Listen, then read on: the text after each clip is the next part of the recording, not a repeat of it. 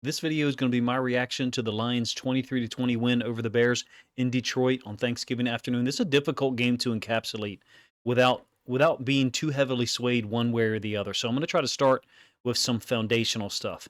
Detroit Lions are 11-1 after a game that really I think was closer than it needed to be against the Bears. And the Bears have some real structural problems offensively, if you ask me. I'll get into that a little bit more later in this reaction video and then some film study stuff on Friday and Saturday.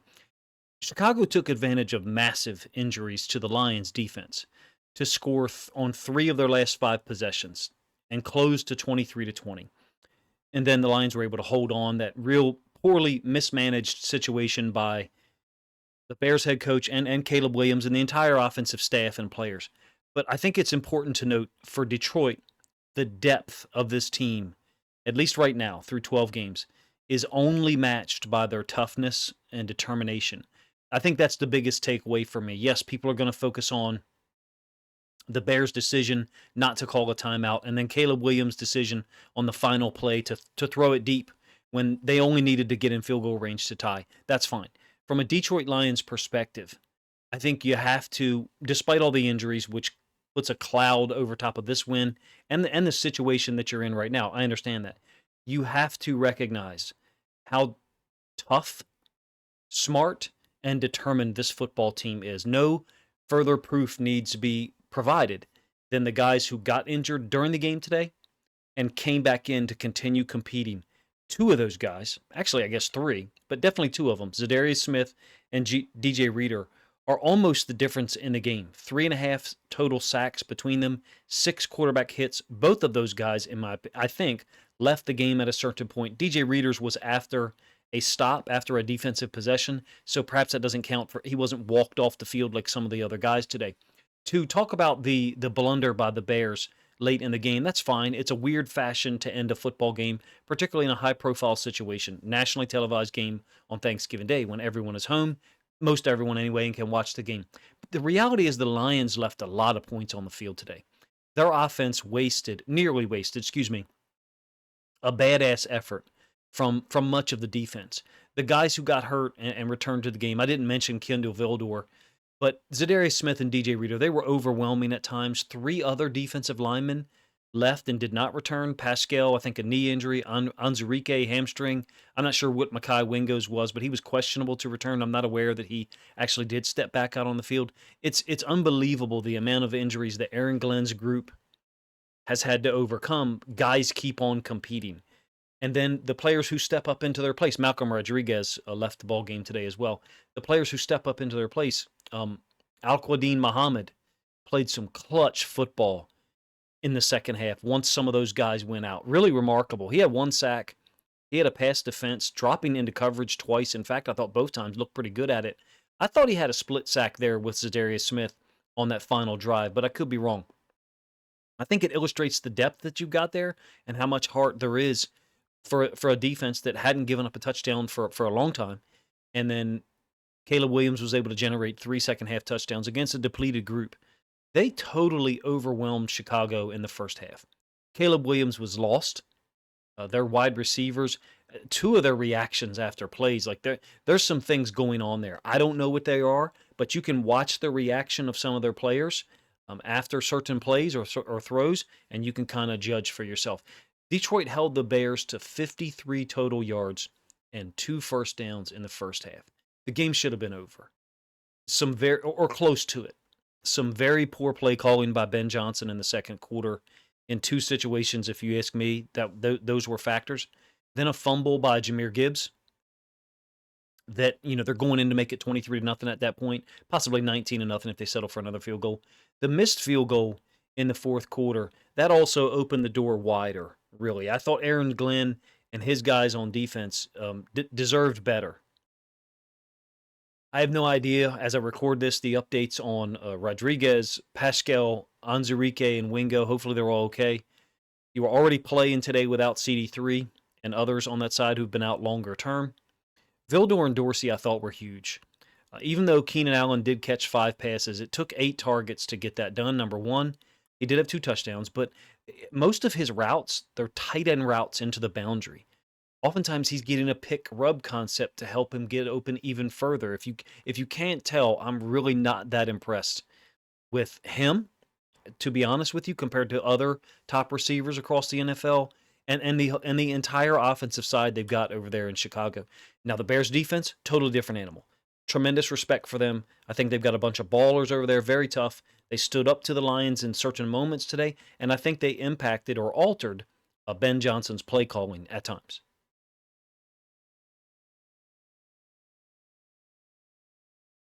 To further extrapolate a little bit about Chicago's offense, DJ Moore did have 8 catches and 1 touchdown, 97 yards. He had beat Branch on a slot fade in the second half, but it took him 16 targets to get those 8 receptions. I thought Caleb Williams made some very poor decisions, some of the worst that I've seen a quarterback make in 2024. If we're going to credit Chicago's defense for slowing down or handling Detroit's offense at times, limiting them, then we have to do the same thing for Aaron Glenn and those guys as it relates to Caleb Williams and their 3 wide receivers, Odunze, Moore, and Keenan Allen. Caleb Williams could have had 3 interceptions today. One of them was on the third possession. Terrion Arnold beats the wide receiver on like a comeback route. He's underneath in front of the receiver, and I thought it was a pick in live speed until the replay showed that Arnold really had no control and really didn't come close to picking it off at all.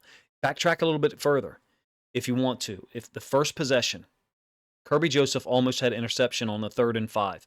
Williams kind of lofts a throw to Moore to the right side against man coverage. I thought it was overthrown by like a yard or so, and Kirby Joseph is the first guy there. He actually collides with Moore, making a play on the ball. That could have been intercepted, and it was very close to it as well. Moving forward to the third quarter, this is the drive when Chicago cuts Detroit's lead to 23-13. It was a really cool route by Keenan Allen. I do have to give him credit to China in, and then back out, and then back in again, almost like some stuff that Cooper Kupp does.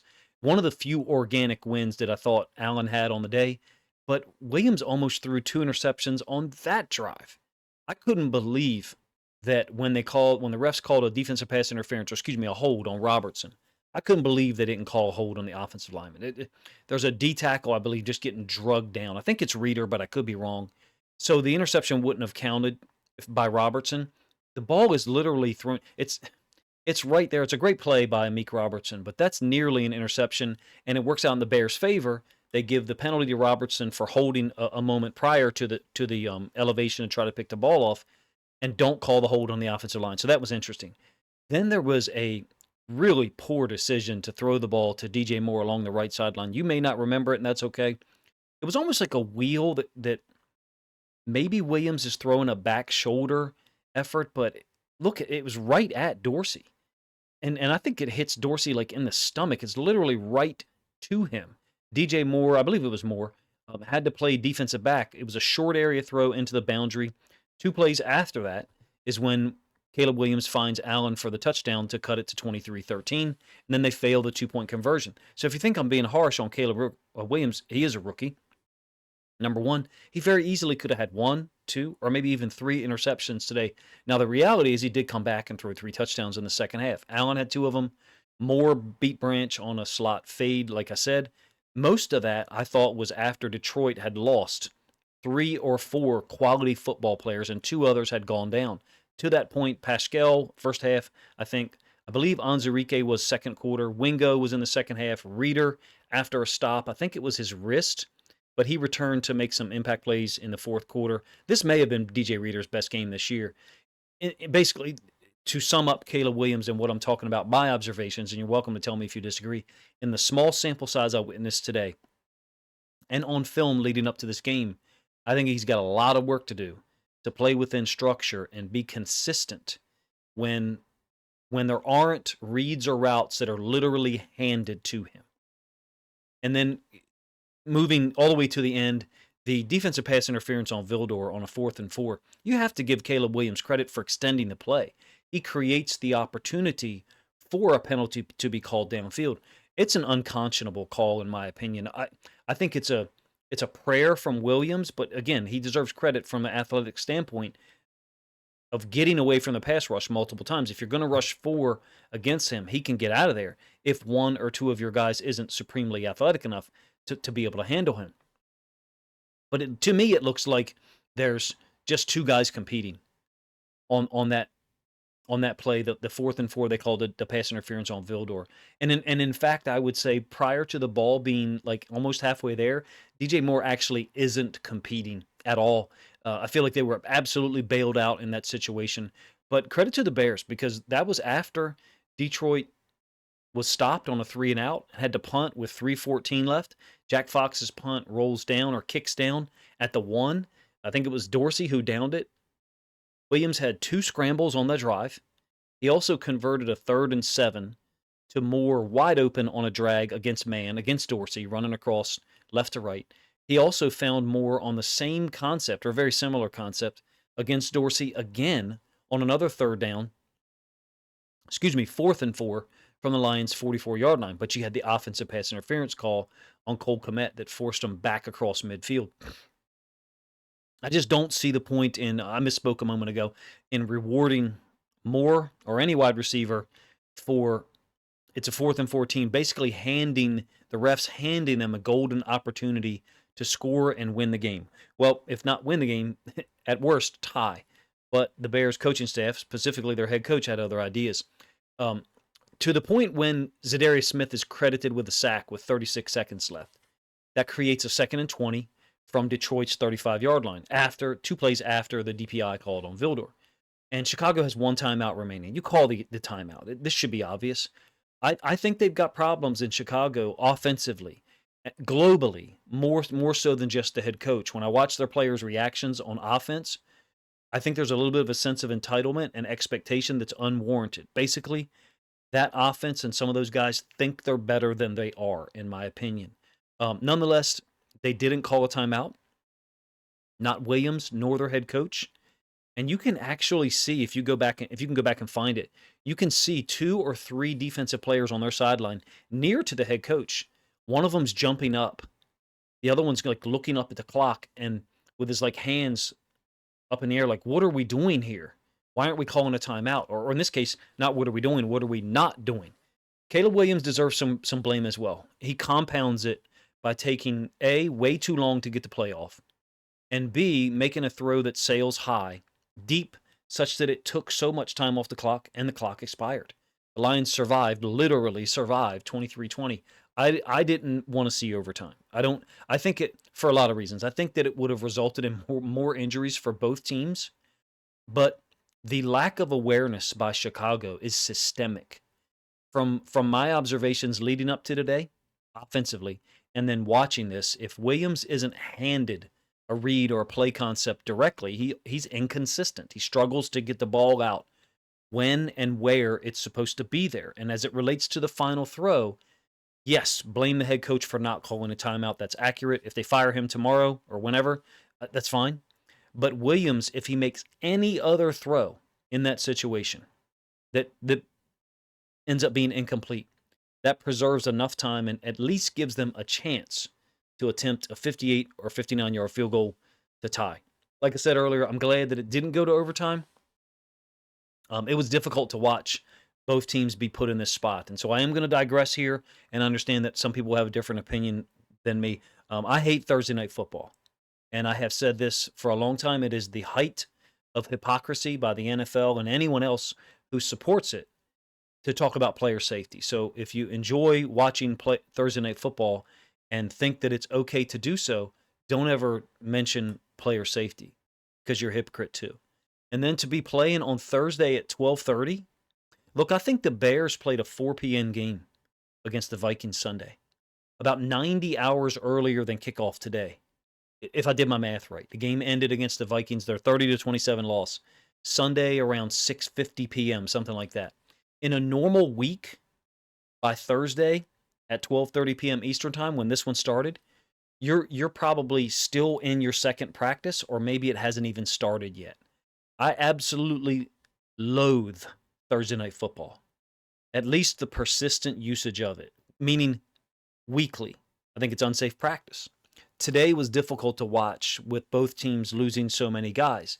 It's okay as a Lions fan to say, I'm worried about our team long-term and in the playoffs because of so many injuries on the defensive side. Number one, Aaron Glenn and the defensive coaches, they got you covered. You're going to compete. At worst. I don't care where you play in the playoffs. You're going to compete and be in games because those guys are going to prepare and play hard, and they're not going to give in. I think you got a really good defense over there. We knew that already this season, and I think we knew that before the season started.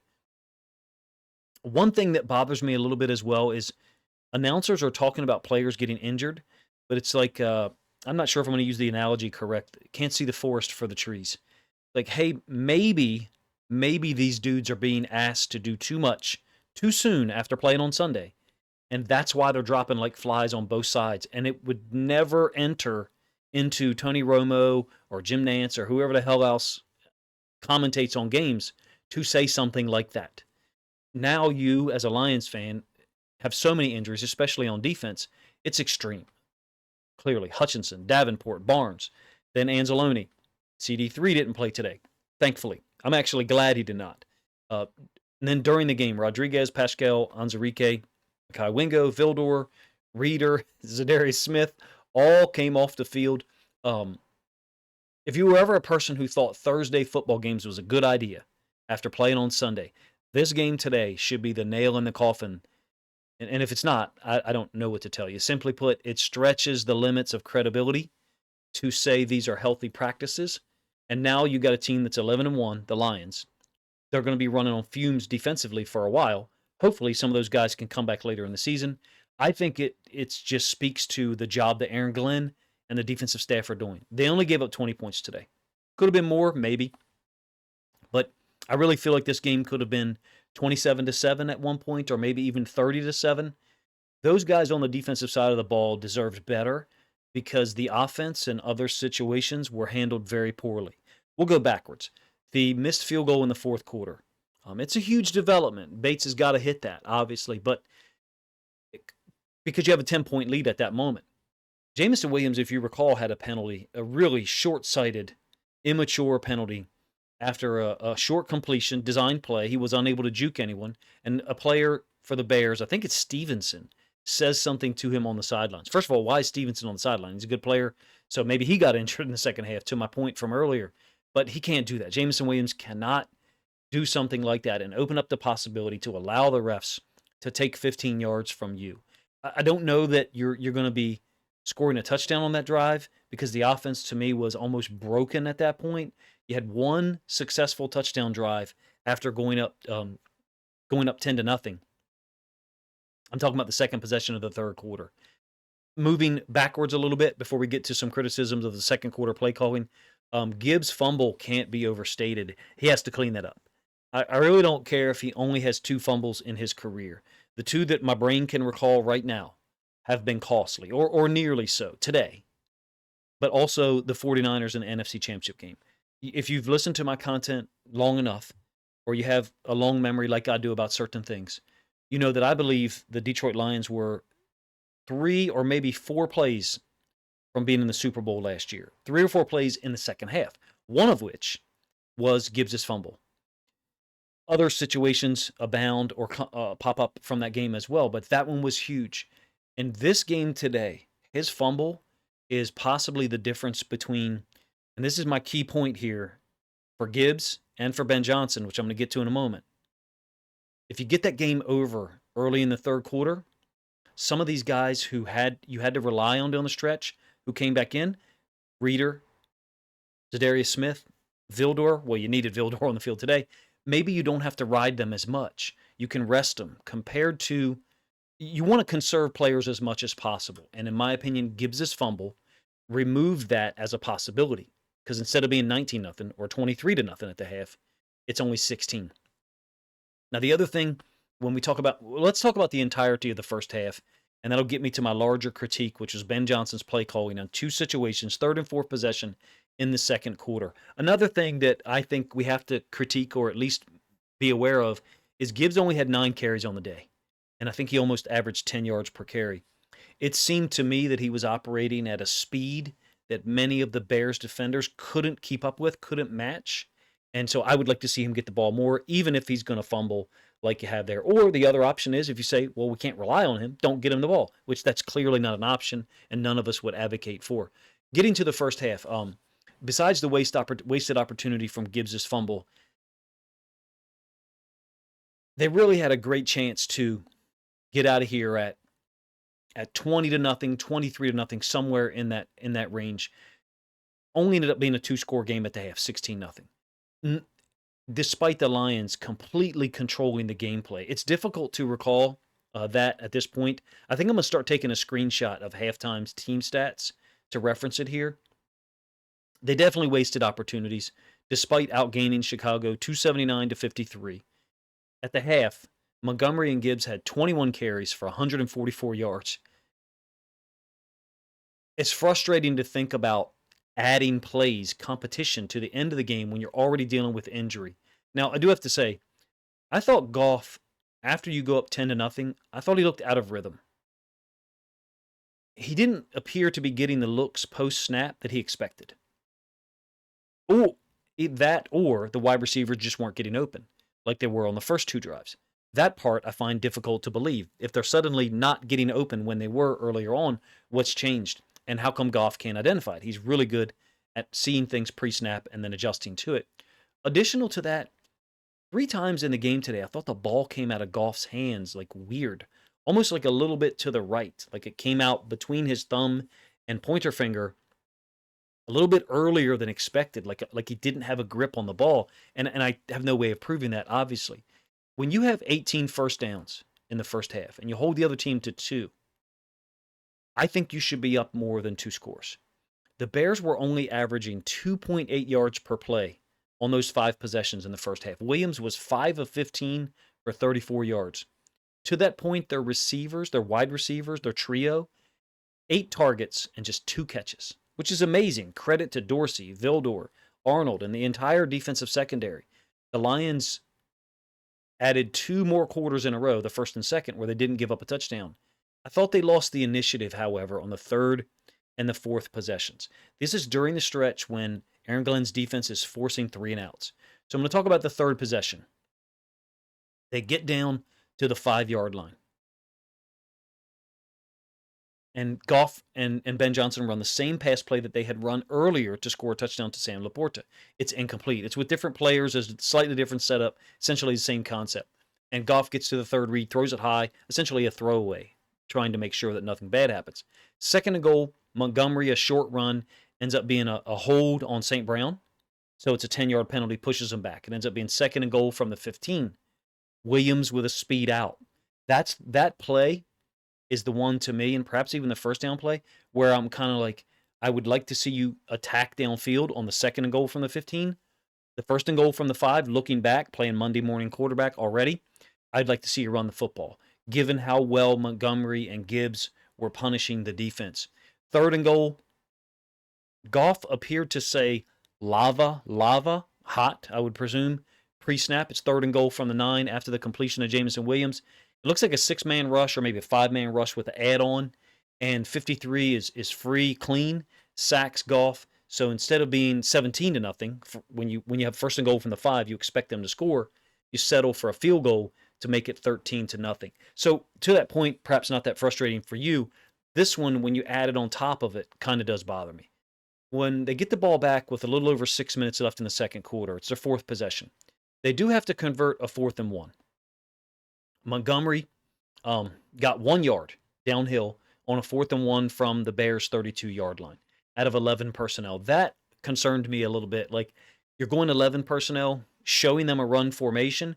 The Bears adjusted, brought everybody up close because it's 4th and 1, and they almost stopped it. So I'm a little turned off by the fact that it was 11 personnel, and you're asking St. Brown to block. One possession after, he was just called for a hold on the second down run play on the third possession where they had to settle for a field goal to go up 13-0. Hopefully I said that in a way that makes sense. But they did convert. Montgomery got the yard, 1 yard to convert, keep the 4th possession going. The ensuing pass play, 1st and 10 from the 31-yard line. Goff's feet look slow, and he throws it away under pressure. His movement back looked a little slower today. How much slower? 8%, maybe 10% at times. So I don't know if he's dealing with something as well. And then they stack 2 more pass plays on top of it, including a 3rd down pass play that's a wheel, I think, to a running back up the right side on 3rd and 10. And it's a terrible throw for Goff, in my opinion. I think that was a poor possession for him to get down there. You're already up 13-0, fourth possession, and you just convert a 4th and 1 with Montgomery. I want to see Jahmyr Gibbs get the football. I know I'm being picky, and I know I'm being selfish because he's fun to watch for all of us. But to look at his yards per carry and have him not get the football is bothersome. Keep in mind, this is the fourth possession where they settle for a long field goal from Jake Bates. Gibbs hasn't fumbled yet. So it's not like you can say, well, they didn't give him the ball because they were concerned about fumbles. Those weird play calls, to me, seem to be a little bit impatient. And I know I'm being picky, but Goff on those situations looked uncomfortable with the looks he was getting post-snap. Maybe there's situations where no one's open, but I thought Ben Johnson lost the initiative in that stretch. And then they get the ball back and waste another opportunity. This was after the defense made a stop on a 4th and 2. Rodriguez covered Swift. It was a beautiful coverage against the wheel. This soft-ass refs and Romo are complaining that it should have been a pass interference. Like, those guys want pass interference called for anything. Like, give me anyone that's played defense to talk in the booth next to Romo, and he doesn't talk in this way because there's someone else to check him with reality, which is defensive players are allowed to compete. Rodriguez made a great play, if you ask me, on the wheel. Maybe he didn't turn around to look at the ball. I really don't care. They got to stop, got the football back. Gibbs, I think, busted a huge play on the screen. Looks like it's going to be over at that point, and the fumble brings into play, forces multiple guys, to play more snaps, play more reps. Pascal and Anzarike had already suffered injuries in that half.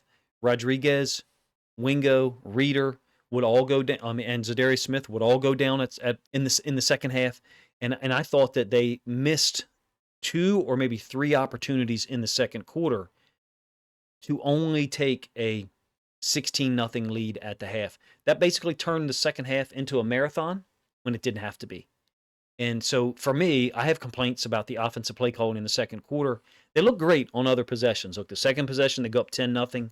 Also, the first possession of the third quarter for Detroit, that is, when they matched Chicago's touchdown to retake a 23-7 lead. You do have to give credit to the Bears defense. They got really good players over there. They play hard, they're physical, and they're very fast. And I like their defense. I like multiple guys that are over there. I thought Goff's delivery and his steps, his movement today looked slower. And also that when the ball was released, it looked weird. I don't mean like floaters or knuckleballs, but it looks like the ball's exiting out the right side of his hand in a little bit of a unusual manner. 2 throws that I'll talk about. The one to Laporta that's initially ruled complete, I think it's third quarter, and then replay assist determines that he bobbled it. That ball is high. That ball's too high and too soft. It looked like to me that ball was like a changeup, and it needed to be either a fastball or a cutter, something that still had some velocity on it. Another one to St. Brown versus Mann.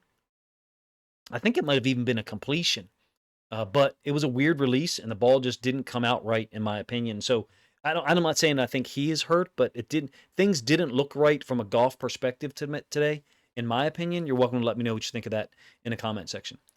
Finally, I'll talk about the defense, some guys that just balled out. Za'Darius Smith, 1.5 sacks, 3 quarterback hits, a tackle for loss on a run play.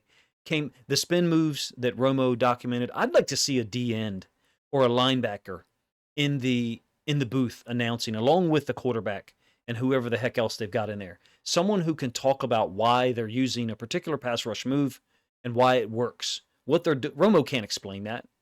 Za'Darius Smith's spin moves were badass. Cool. Thanks for pointing it out. Maybe somebody could tell us about hand placement, or maybe somebody could say, hey, on the rep before, here's what he did to kind of set that move up. It's a sick move by Za'Darius Smith, who looked like an absolute monster today. DJ Reeder, 2 sacks, 3 quarterback hits. Both of those guys returning to the game after being hurt. In the case of Smith, I think he had to leave the field, walk off.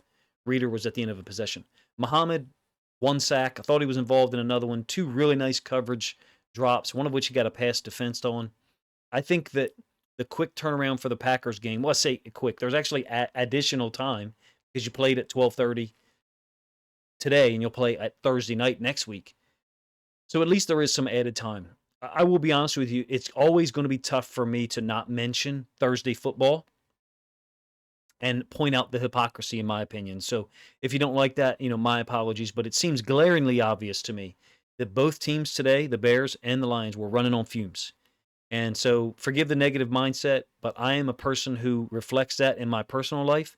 Twice, youth teams that I coached were offered to go to either national or regional tournaments because we were so good and we were undefeated.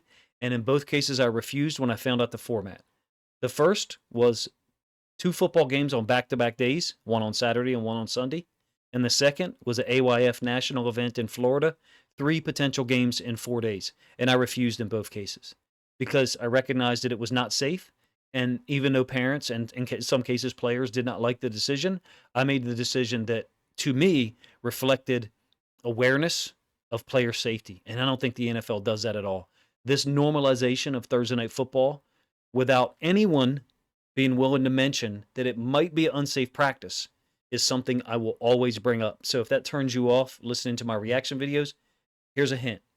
Next Thanksgiving, don't listen to my reaction video when the Lions play on Thanksgiving morning. Appreciate you guys' time, man.